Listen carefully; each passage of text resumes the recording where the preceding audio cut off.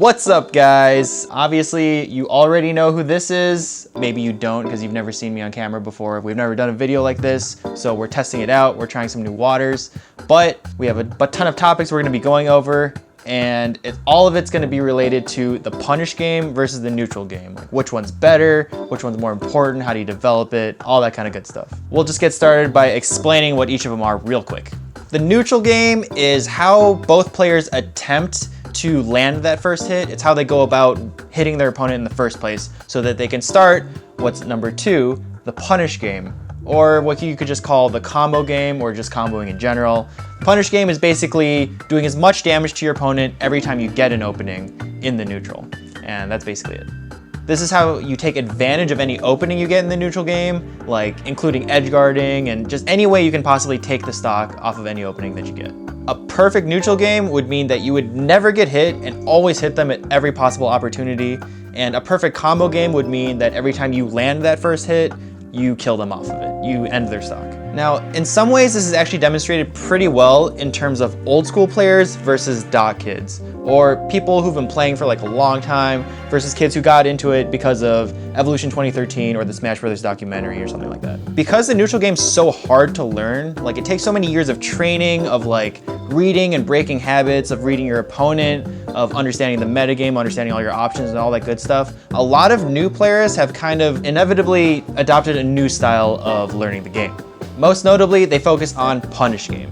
Now, this does mean that their neutral is slightly weaker than normal, maybe a little bit cheesier, maybe they just try to gimmick their way into neutral wins, but it gets them the W in the end.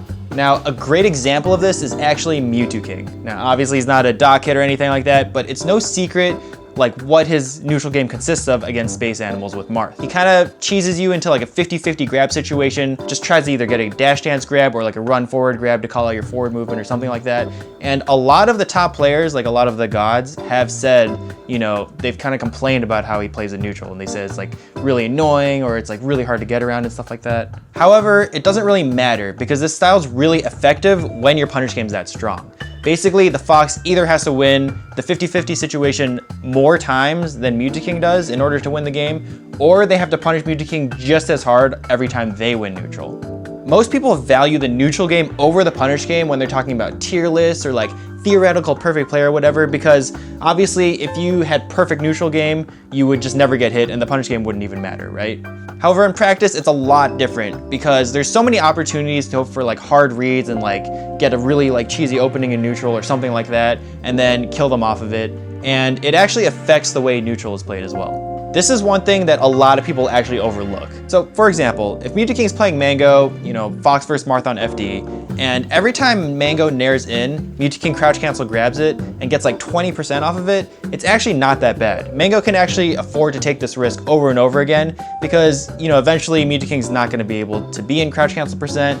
Maybe Mewtwo King will mess up like once or twice, but as you guys all know, if Mewtwo King gets a crouch cancel grab on FD, you guys are scared immediately. You know what's coming. Because if Mewtwo King kills Mango off of that grab every single time, I mean, Mango can't go for that anymore. And not only does Mango die off of it, but he actually doesn't have that option available to him anymore. He can't do that, which even further reduces the amount of options that Mewtwo King has to look for when he's playing Mango in neutral. Now, on the other side of things, obviously there are those people that are labeled as dumb technical or whatever you want to call it. Those people who have like tons of tech skill, they're super flashy, but they just can't seem to win that many games. That is a thing, and obviously neutral game is important. We're not saying it's not. But maybe you could argue that they only have like flashy tech skill and not actually practical tech skill. Like maybe they can triple shine or they go like for like up throw shine back air instead of just doing a simple up throw up air to kill them or simple like nair shine pressure or something like that.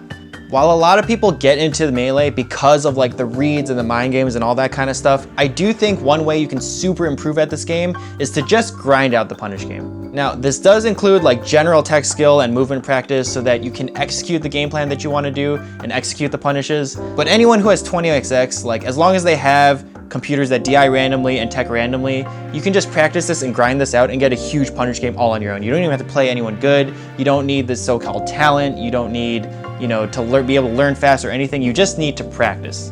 In fact, you might not even need 20XX. I mean, like, players like Luigi Kid and Armada, they said they just practiced their punish game against level 1 CPUs, just the standard vanilla GameCube melee CPUs, and they said they just practiced it until they learned they would never mess it up and learned what they want to do at every percent and how to do it, and they just practiced it until they never mess it up. So if they can do it with just these few resources, then you guys can too. With all these videos online, with all these streamers, you can ask them questions, all these tutorials, and just 20XX in general is just like an amazing tool. So pretty much everyone practice your punish game. You can get super good that way, and yeah, that's pretty much it. Well, that's it for this one. Let me know what you guys think. Is the punish game actually underrated, or is the neutral game still the king? Please, if you guys want these videos to show up in your feed, please hit that subscribe button and that bell icon next to it to get real notifications. Hit the thumbs up button and comment on our video. And of course, as always, you can let us know what videos you guys are looking forward to and what you guys think of this new series. Post your answers in the comments below, and we'll see you guys next week.